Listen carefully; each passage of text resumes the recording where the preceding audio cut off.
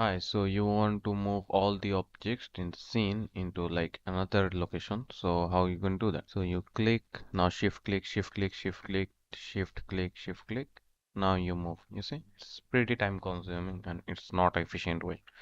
So if you know that it will be a whole object, what you can do, just shift click, shift click, shift click, shift click, shift click. Okay. So everything on the outliner, this will be selected. Now right click on that. Go to group.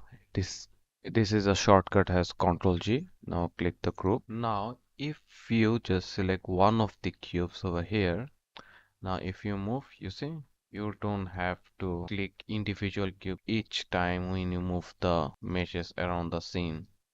You see it's pretty easy and pretty convincing.